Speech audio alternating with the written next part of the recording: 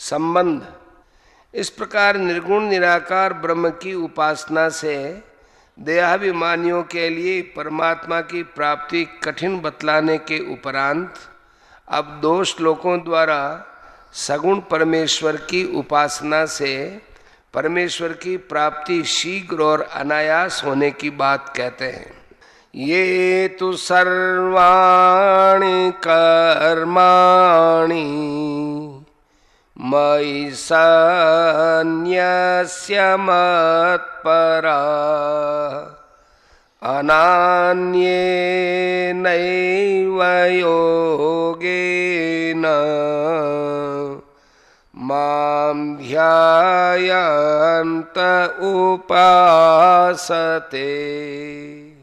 परंतु जो मेरे परायण रहने वाले भक्तजन संपूर्ण कर्मों को मुझ में ही अर्पण करके मुझ सगुण रूप परमेश्वर को ही अनन्य भक्ति योग से निरंतर चिंतन करते हुए भजते हैं।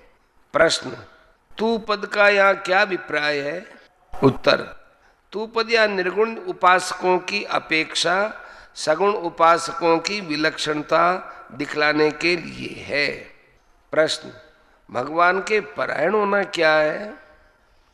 उत्तर, भगवान पर निर्भर होकर भांति भांति के दुखों की प्राप्ति होने पर भी भक्त प्रहलाद के भांति निर्भय और निर्विकार रहना, उन दुखों को भगवान का भेजा हुआ पुरस्कार समझकर सुख रूप ही समझना तथा भगवान को ही परम प्रेमी, परम गति, परम सुहृद और सब प्रकार से शरण लेने योग्य समझकर अपने आप को भगवान के समर्पण कर देना, यही भगवान के परायण होना है।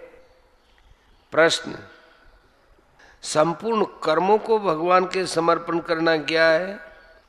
उत्तर, कर्मों को करने में अपने को पराधीन समझकर भगवान की आज्ञा और संकेत के अनुसार कठपुतली की भांति समस्त कर्म करते रहना, उन कर्मों में न तो ममता और आसक्ति रखना और न उनके फल से किसी प्रकार का संबंध रखना, शास्त्रानुकूल प्रत्येक क्रिया में ऐसा ही भाव रखना कि मैं तो केवल निमित्त मात्र हूँ, मेरी कुछ भी करने की शक्ति नहीं है, भगवान ही अपने इच्छानुसार मुझसे समस्त कर्म करवा रहे हैं, यही समस्त कर्मों का भगवान के समर्पण करना है।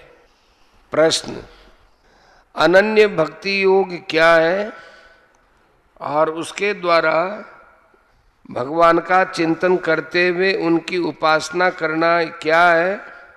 उत्तर, एक परमेश्वर के सिवा मेरा कोई नहीं है, वे ही मेरे सर्वस्व है, ऐसा समझकर जो भगवान में स्वार्थ रहित तथा अत्यंत श्रद्धा से युक्त अनन्य प्रेम करता है, जिस प्रेम में स्वार्थ, अभिमान और व्यभिचार का जरा भी दोष नहीं है, जो सर्वथा पूर्ण और अटल है, जिसका किंचित अंश भी भगवान से भिन्न वस्तु में नहीं है और जिसके कारण क्षण मात्र की भी भगवान की विस्मृति असह्य हो जाती है, उस अनन्य प्रेम को अनन्य भक्ति कहते हैं।